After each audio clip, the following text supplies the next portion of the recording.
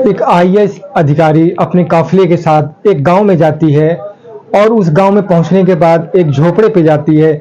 झोपड़े में जब अंदर जाती है तो वहां पे एक मौलवी साहब लेटे हुए थे। जाके उनके पैर छूती है और मौलवी साहब से कहती है कि अब्बू मैं आ गई। अब दोस्तों, मौलवी साहब ये बात जब सुनते हैं तो उठ के बैठ जाते हैं और कहते हैं कि कौन हो तुम और तुम मुझे अब्बू कैसे कह रही हो।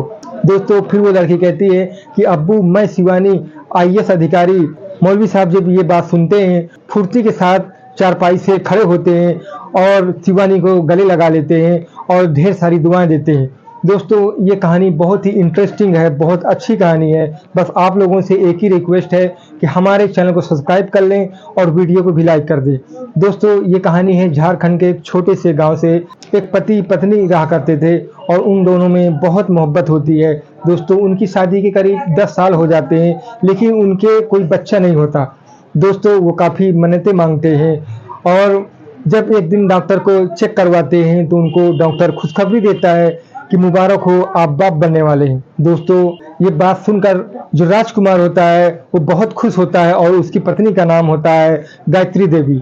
दोस्तों, खुशी से अपने घर आते हैं, दोनों में बहुत प्यार बढ़ता है। इसके बाद जब 9 महीने करीब बीत जाते हैं और अब दोस्तों जब समय और बीतता है और डिलीवरी का टाइम हो जाता है, तभी राजकुमार अपनी पत्नी को एक अच्छे से हॉस्पिटल में ले जाता है और वहाँ उसकी इतनी हालत खराब हो जाती है कि डॉक्टर परेशान हो जाते हैं और जब जांच करते हैं उनको पता चलता है कि 2 में से सिर्फ एक को ही बचाया जा सकता है। डॉक्टर राजकुमार से कहते हैं कि हम 2 में से एक को ही बचा सकते हैं, या तो बच्चा बचेगा या तो आपकी पत्नी बचेगी। दोस्तों, अब राजकुमार ये बात सुनकर रोने लगता है और रोते रोते डॉक्टर से कहता है कि डॉक्टर साहब आप मेरी पत्नी को बचाइए। दोस्तों, डॉक्टर साहब वो ये बात जाकर गायत्री जी से बता देते हैं तो गायत्री जी अपने पति की तरफ देखती है और उनकी खुशी के लिए डॉक्टर से कहती है कि आप मेरी फिक्र मत करो, आप बच्चे को बचाओ। दोस्तों, डॉक्टर उससे साइन करवा लेते हैं। इसके बाद जब ऑपरेशन करते हैं तो बच्चे को बचा लेते हैं और डॉक्टर पूरी कोशिश करते हैं गायत्री जी को बचाने के लिए, लेकिन वो नहीं बच पाती, वो इस दुनिया से चली जाती है। दोस्तों, वो लड़की को लेकर जब राजकुमार के पास डॉक्टर जाते हैं, राजकुमार देखता है तो हैरान हो जाता है और कहता है कि मेरी पत्नी कहाँ है। दोस्तों, डॉक्टर कहते हैं कि ये बच्चे को ही बचा पाए हैं और आपकी पत्नी आपकी खुशी के लिए अपनी जान दे दी।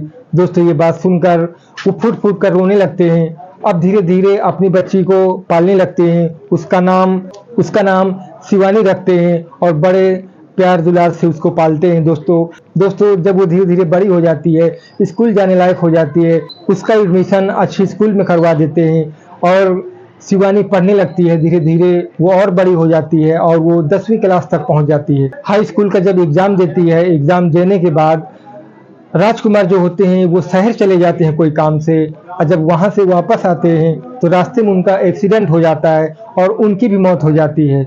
जब ये खबर शिवानी तक पहुंचती है तो वो फूट फूट कर रोने लगती है और कहती है कि पापा आप भी मुझे छोड़कर चले गए, अब मैं किसके सहारे जीऊँगी।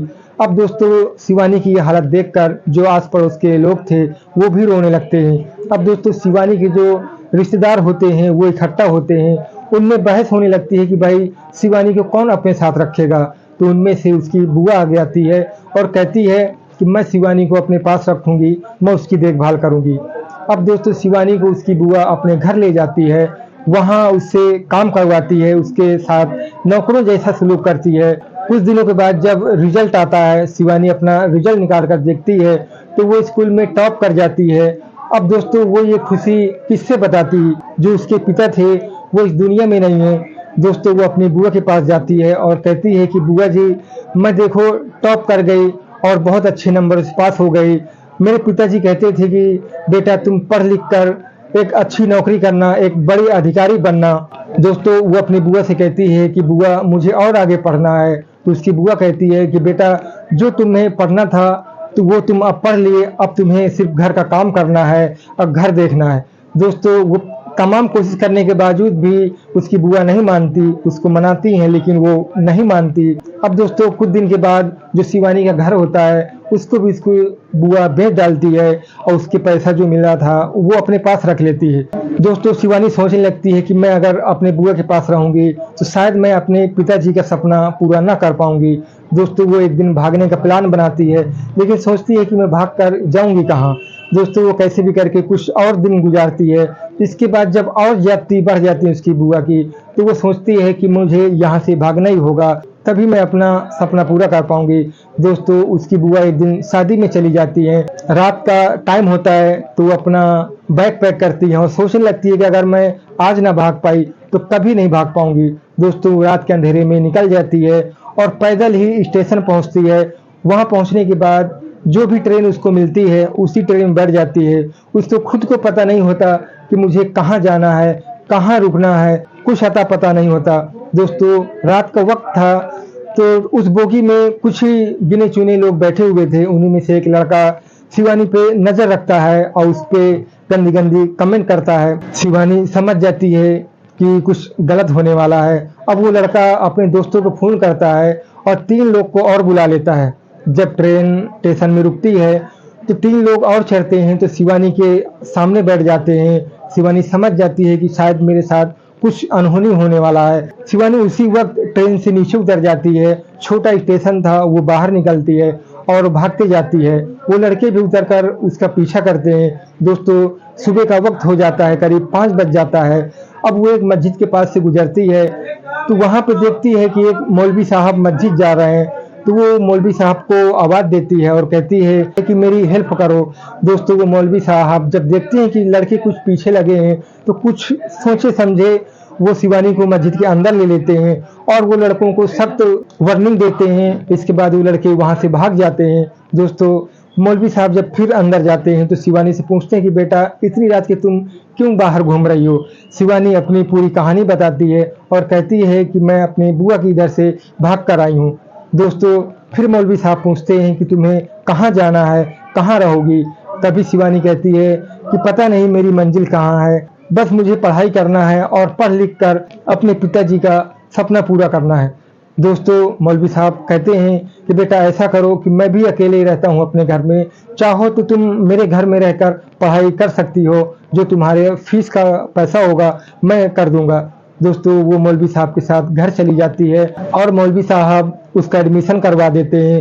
वो 12वीं का एग्जाम जब पास कर लेती है तो वो कहती है कि अब्बू मुझे अब डिग्री हासिल करना है और डिग्री हासिल करने के लिए मुझे बड़े शहर जाना पड़ेगा।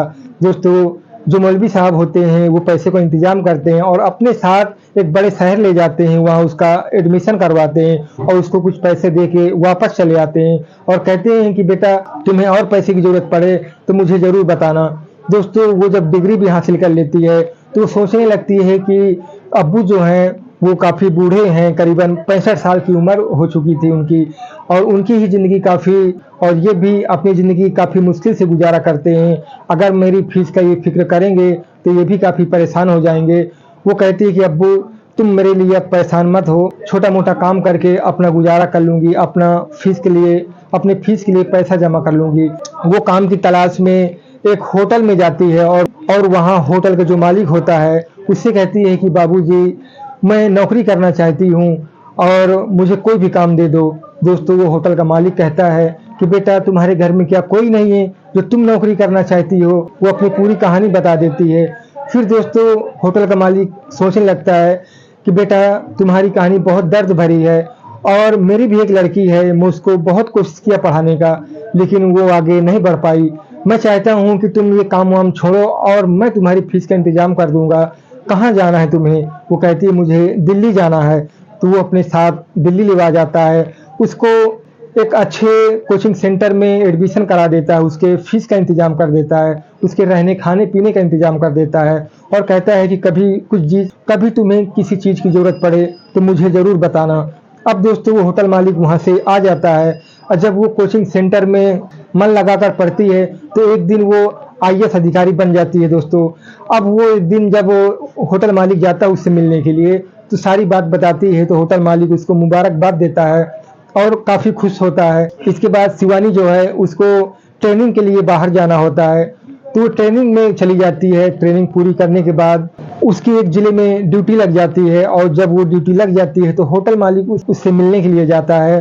तो जब मिलने जाता है तो उसको मौलवी साहब की याद आ जाती है क्योंकि 6-7 साल उनसे मिले हुए हो जाते हैं।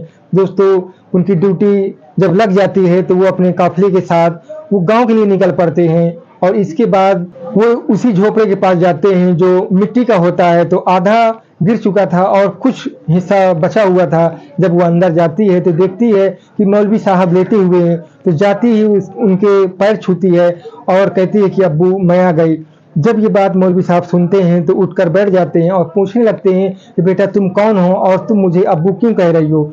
फिर दोस्तों शिवानी कहती है कि अब्बू मैं आईएएस अधिकारी, कलेक्टर और शिवानी कुमारी। जब ये बात सुनते हैं मौलवी साहब तो फुर्ती के साथ उठ खड़े होते हैं और शिवानी को गले लगा लेते हैं। इसके बाद ढेर सारी दुआएं देते हैं और फिर शिवानी कहती है कि अब्बू जब मुझे किसी की जरूरत थी तो आपने मेरा साथ दिया और आज आप कितनी उम्र हो गई है, मैं चाहती हूँ कि आप मेरे साथ मेरे बंगले चले और वहीं रहें। मौलवी साहब कहते हैं कि बेटा मेरे लिए तुम ना परेशान हो, मुझे 5 वक्त की नमाज पढ़ना होता है और मस्जिद पासी में है। तो शिवानी कहती है कि अब्बू जहाँ मैं रहती हूँ वहाँ भी मस्जिद पासी में है, आप मेरे साथ चलो और वहीं नमाज पढ़ना। दोस्तों वो मौलवी साहब को अपने बंगला ले जाती है और वहीं शिवानी मस्जिद बता देती है, मौलवी साहब वहीं नमाज भी पढ़ते हैं। इसके बाद एक दूसरे आईपीएस अधिकारी से शिवानी कुछ दिन के बाद शादी हो जाती है। जब वह आईएएस अधिकारी शिवानी के घर में मौलवी साहब को देखता है तो हैरान हो जाता है, शिवानी से पूछने लगता है कि ये कौन है।